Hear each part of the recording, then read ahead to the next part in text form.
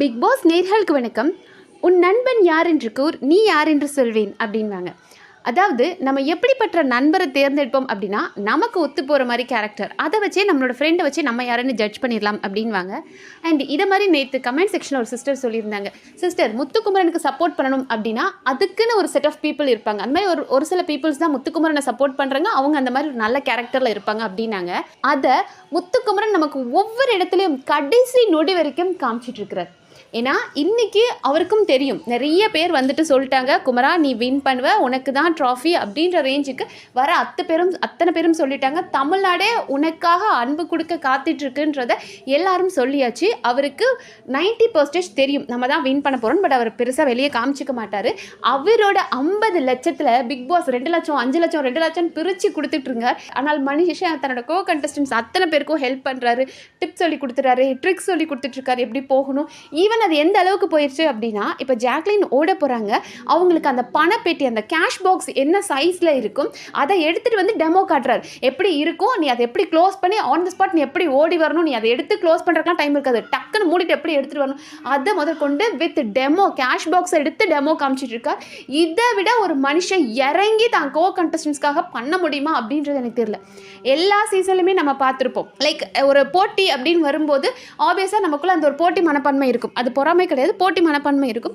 ஆனால் அது கூட இல்லாமல் டிசர்விங்காக இருக்கிறவன் ஒருத்தர் எடுத்துகிட்டு போகட்டும், நான் எல்லாருமே நம்ம கேம் ஆடணும், எல்லாருக்குமே அந்த மொமெண்ட் கிரியேட் ஆகணும், எல்லாருமே அந்த சுவாரஸ்யத்தை அனுபவிக்கணும், எல்லாருக்கும் அந்த ஒரு பேர் கிடைக்கணும் அப்படின்னு நினைக்கிற மனசு எத்தனை பேருக்கு கிடைக்கும்? இந்த 50,000 முதல்ல போனது முத்துக்குமரன் தான். ஃபர்ஸ்ட் இந்த கேஷ் பாக்ஸ் எடுத்தது முத்துக்குமரன். எடுத்து முடிச்சு அடுத்தது ரயான் போகும்போது அவர் ஓகே ரயான் போகட்டும், அவனுக்கு ஒரு மொமெண்ட் கிரியேட் ஆகட்டும் அப்படின்னாரு. இன்னைக்கு விஷால் போகும்போது முத்து அண்ட் ரயான் 2 பேருமே போகிறாங்க. முத்து, ரயான், விஷால் 3 பேருமே போனாங்க. விஷால் வந்து 5 லட்சம் எடுக்க போகும்போது அப்போது நம்ம முத்து வந்துட்டு ஒரு பாயிண்ட் சொல்லி கன்வின்ஸ் பண்ணிட்டார், ரயான் நீயும் சரி நானும் சரி ஆல்ரெடி ஒரு பணம் எடுத்துட்டோம், நமக்குன்னு ஒரு மொமெண்ட் கிரியேட் ஆயிடுச்சு, அது விஷாலுக்கு கிடச்சா நல்லாயிருக்குன்றது என்னோட ஒப்பீனியன், நீ யோசிச்சுக்கோ அப்படின்னு. ஸோ தான் கூட இருக்கிற அத்தனை பேரும் அந்த ஒரு அங்கீகாரம் கிடைக்கணும்னு நினைக்கிற அந்த மனசு இருக்கு இல்லையா, வேறு லெவலில் இருக்குது. ஸோ பிக் பாஸ் இப்போ ஒரு டாஸ்க் கொடுத்துருக்காரு. ஆக்சுவலி அது ஒரு ட்ராப் தான், நம்ம ஜாக்லினுக்கு வச்ச ட்ராப் மாதிரி தான் தெரிஞ்சது. என்ன அப்படின்னா, இந்த மணி பாக்ஸ் எடுத்தாங்க இல்லையா, இந்த பணப்பெட்டி எடுத்த அனுபவம் எப்படி இருந்தது அப்படின்னு சொல்லி எல்லாரையும் ஷேர் பண்ண சொன்னார். மற்ற 5 பேரும் அதை எக்ஸ்பீரியன்ஸ் பண்ணிட்டாங்க. ஸோ ஒவ்வொருத்தரும் அவங்களோட ஒப்பீனியன் ஷேர் பண்ணாங்க. அது எவ்வளோ த்ரில்லாக இருந்தது, அந்த ஒரு நம்ம மக்கள் நம்ம மேலே ஒரு நம்பிக்கை வச்சுருக்காங்க, அவங்களுக்காக நம்ம ஒன்று பண்ணி காட்டும் போது அந்த எக்ஸ்பீரியன்ஸ் எப்படி இருக்குன்றத எல்லாரும் ஷேர் பண்ணாங்க. ஸோ நம்ம முத்துக்குமரன் என்ன சொன்னார் அப்படின்னா, இந்த வீட்டில் நம்ம எல்லாருமே வேறு வேறு குரூப்பாக இருந்திருப்போம், ஒவ்வொரு குரூப் அப்படின்னு சொல்லி பேசியிருப்போம். ஆனால் அந்த பணப்பெட்டி எடுக்க போகிற நபர் அந்த டைம்குள்ளே வருவாங்களா இல்லையான்னு அந்த வீடே மொத்தமாக காத்துக்கிட்டு இருக்கும். நம்மளோட குரூப்பே கிடையாமல் இருக்கலாம், ஆனாலும் அவன் நமக்காக வந்துடான்னு உசுரை கையில் பிடிச்சிட்டு இருப்பா. அந்த அளவுக்கு இந்த குரூப் அப்படின்றதெல்லாம் உடைச்சிட்டு நாங்கள் எல்லாம் ஒரே வீடு ஒரு குடும்பம் அப்படின்றத இந்த டாஸ்க் எங்களுக்கு காமிச்சிச்சு அப்படின்னாரு. அதுக்கு ஒரு எக்ஸாம்பிள் சொன்னார். என்ன அப்படின்னா, இந்த அன்பே சிவம் படத்தில் அந்த கடைசி கிளைமேக்ஸில் ஒரு சீன் காட்டுவாங்க இல்லையா, லைக் ஒரு நாயால் தான் ஆக்சிடென்ட் நடந்துடும். பட் அந்த நாயை வந்துட்டு கமல் அவங்க வீட்டுக்கு கூட்டிகிட்டு போவார். அப்போ பார்க்குறவங்களாம் இந்த நாய்க்கு வந்து வாழ்வப்பாரு அப்படின்வாங்க. அதே சொல்லி நம்ம முத்துக்குமரன் சொல்கிறார், அந்த மாதிரி தான் நானும். அவருக்கு வந்து இந்த வீட்டில் நிறைய அன்பு அவர் கொடுத்துருக்கார். அந்த அன்பு கிடைக்காம பல இடங்களில் அவர் அவமானப்பட்டிருக்கார். அதை அவர் பெருசாக எடுத்துக்கிட்டதில்லை, மனதளவில் அவர் வருத்தப்பட்டிருக்கார். ஆனால் வெளியே எங்கேயுமே பெருசாக எக்ஸ்பிரஸ் பண்ணதில்லை.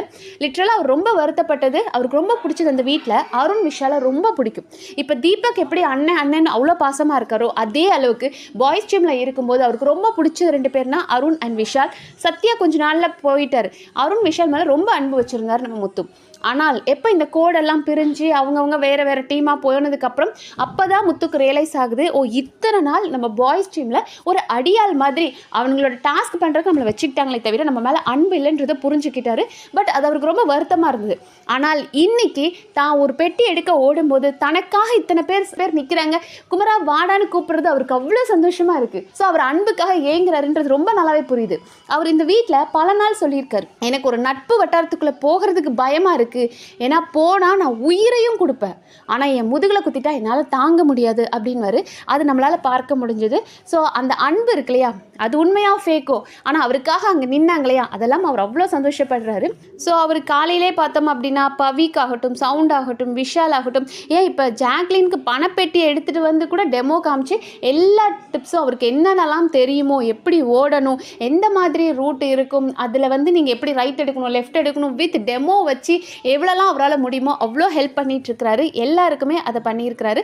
அதனால தான் விஷால் பணப்பெட்டி எடுத்துகிட்டு வந்த உடனே ஃபர்ஸ்ட்டு குமரன் கிட்ட தான் கொடுத்தார். விஷால் அந்த அமௌண்ட்டை கூட பார்க்கல, குமரன் கிட்ட கொடுத்து, குமரா நீ பாரு இதில் எவ்வளோ அமௌண்ட் இருக்குது நீ பாருன்னு சொல்லி அவர் கையில் கொடுத்தார். ஏன்னா முத்து நினச்சிருந்தா அந்த இடத்துல முத்துவுக்கு வேணும்னு கேட்டிருந்துக்கலாம், இல்லை ரயான் வேணும்னு கேட்டிருக்கலாம், இப்படி சண்டை போட்டுக்கிட்டே இருந்திருக்கலாம். ஆனால் முத்து தான் ரயான் கிட்ட சரி நமக்கு ஒரு மொமெண்ட் கிரியேட் ஆயிடுச்சு, அந்த மாதிரி அவனுக்கும் ஒன்று கிடைக்கணும் இல்லையா, அதனால் அவன் போகட்டும் அப்படின்னு ரயானை கன்வின்ஸ் பண்ணது முத்து.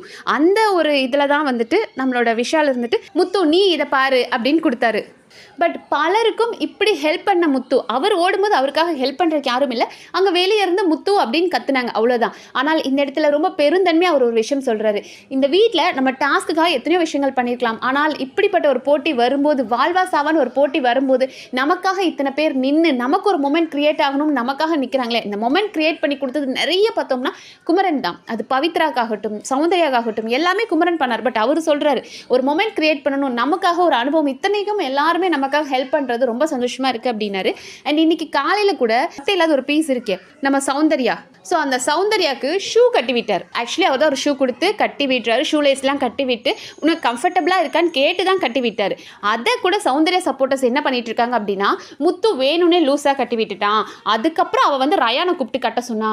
யாரா நீங்களாம் எனக்கு தெரியல, ஒரு சில பசங்க பொண்ணுங்க கால் கிட்ட போகணுமா அவங்க சப்பலை கூட தொட யோசிப்பாங்க, அப்படிப்பட்ட பசங்களையும் நான் பார்த்துருக்கேன். சப்பலை கூட கையில் தொடக்கூடாதுன்னு நினைப்பாங்க. ஆனால் முத்து எந்த ஒரு விதமும் பார்க்காம அந்த பொண்ணுக்கு ஷூ லேஸ்லாம் கட்டி விட்டு சவுண்டு இப்படி தான் இருக்கும், இந்த இடத்துக்கு நீ போ, இதெல்லாம் ஈஸி, நீ எதையும் கால்குலேட் பண்ணாத, உனக்கு அந்த நேரம் உன்னை ஒரு ஃபோர்ஸ் கூட்டிகிட்டு போகுன்னு சொல்லி அந்த பொண்ணுக்கு முடியாது, ஆனாலும் நீ ஏதோ ஒன்று பண்ணணும் சவுண்டுன்னு சொல்லி அவ்வளோ என்கரேஜ் பண்ணி அனுப்பிவிட்டார். பட் அதையும் இவ்வளோ கேவலமாக பேசவங்களுக்குலாம் எப்படா வருது, யாரா நீங்களாம் இப்படி நல்லது பண்ணாலும் தப்பு சொல்கிறீங்களே, உங்களுக்குலாம் கடைசி நாள் வரைக்கும் கதறிக்கிட்டே தான் இருப்பீங்களான்ற மாதிரி தான் இருந்தது. சுந்தரியாவால் ஒன்றும் கிழிக்க முடியாது, வெளியே இவனுங்க கதருவாங்க, உள்ள அவங்க கதருவாங்க.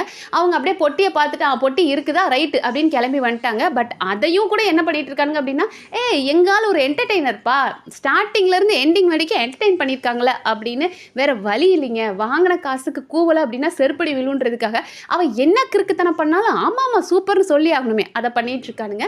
பட் ஓகே, இந்த மாதிரி உங்களோட அனுபவத்தை சொல்லுங்க அப்படின்னு பிக் பாஸ் சொன்னதுனால எல்லாரும் சொல்லும்போது நம்மளோட ஜாக்லினுக்கும் கொஞ்சம் வருத்தம் தான். பிக் பாஸ் எனக்கும் இதெல்லாம் பண்ணணும்னு ஆசையாக தான் இருக்குது, ஆனால் என்னால் முடியாதுன்ற ஒரு பயம் இருக்குது. இப்போ பவித்ராலாம் காலையில் சொன்னாங்க, லைக் நான் வந்து எடுத்தா உள்ளே வர, எடுக்கல்னா நான் வெளியே போகக்கூட தயார்னு நான் இவங்க சொல்லியிருப்பாங்க, பவித்ரா சொல்லியிருப்பாங்க.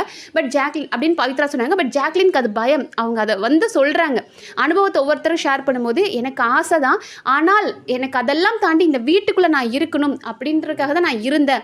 பட் இந்த இடத்துல வந்து ஒரு ப்ரெஷர் கொடுத்த மாதிரி தான் இருக்குது ஜாக்லினுக்கு. லைக் இங்கே வந்து நீங்கள் அனுபவத்தை ஷேர் பண்ணுங்க அப்படின்னு சொல்லி ஒவ்வொருத்தரும் உங்களை எனக்கு என்னமோ ஜாக்லினை மென்டலி அஃபெக்ட் பண்ண ட்ரை பண்ணுறாங்களோ அப்படின்னு தோணுது. ஜாக்லின் ஒரு ஆசிலேஷனில் இருந்தாங்க, ஆனால் அவங்களுக்கு ரொம்ப பயம், நம்மளால் இதை பண்ண முடியாது. எத்தனையோ பேர் சொல்கிறாங்க இது நல்லா இருக்கும், நம்ம ஆனந்தியெல்லாம் வந்துட்டு இப்போ சௌந்தர்யா பண்ணது நல்லா தானே இருந்துச்சு, அவள் போனால அந்த ஒரு எஃபர்ட் போட்டால, பட் இன்னும் கேஷ் எடுத்துகிட்டு அவள் வெளியே போயிருந்தா கூட பரவாயில்ல, அதுதான் மேட்டர்ஸ், அதுதான் பேசும் அப்படின்னு அவங்க இன்ஃப்ளூயன்ஸ் பண்ணாங்க.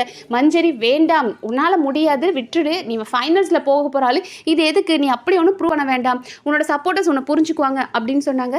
பட் இங்கே வந்து பிக் பாஸ் ஒரு ப்ரெஷர் கொடுத்த மாதிரி இருக்குது. இத்தனை பேரும் அவங்கவுங்க அனுபவம் ஷேர் பண்ணதாகட்டும், இல்லைனா வந்துட்டு அந்த டாஸ்க்குன்னு அனௌன்ஸ் பண்ண உடனே ஜாக்லின், முத்து, ரயான் 3 பேரும் வந்து நின்னாங்க. ஆனால் பிக் பாஸ் உடனே முத்து ரயானை வேண்டாம் அப்படின்னு சொல்லிட்டு ஜாக்லினை பண்ணணும் அப்படின்னு சொல்லிட்டாரு. ஏன்னா இதை நீங்கள் காலையில் பேசின மாதிரி டிஸ்கஷன் கொடுத்துருந்துக்கலாமே. இப்போ நம்மளோட சௌந்தர்யா அண்ட் பவி ஒரு டிஸ்கஷன் போய் பவி தான் அப்படின்னு செலக்ட் ஆனாங்களே, அந்த மாதிரி ஒரு டிஸ்கஷன் போயிருக்கலாம். ஏன்னா முத்துக்கு நல்லா தெரியுது, பசங்களே யோசிக்கிறாங்க, முத்து ரயான் 2 பேருமே இது கொஞ்சம் டஃப்பாக இருக்கே, 80 மீட்டர்ஸ் வித்தின் 35 செகண்ட்ஸ் அப்படின்றது கொஞ்சம் கஷ்டம் தான், இதை பண்ண முடியுமான்னு யோசிக்கணும்னு இருந்தாங்க. பட் ஜாக்லின் அப்படின்னு பிக் பாஸ் சொன்னதுமே முத்தால ரொம்ப அப்செட் ஆயிட்டார், இது எப்படி பண்ண முடியும் அப்படின்னு முத்துவே பயந்தார் ஒரு செகண்ட். ஸோ பயங்கரமா இது ஜாக்லினுக்கு போட்ட ஸ்கெட்ச் மாதிரி தான் இருக்கு.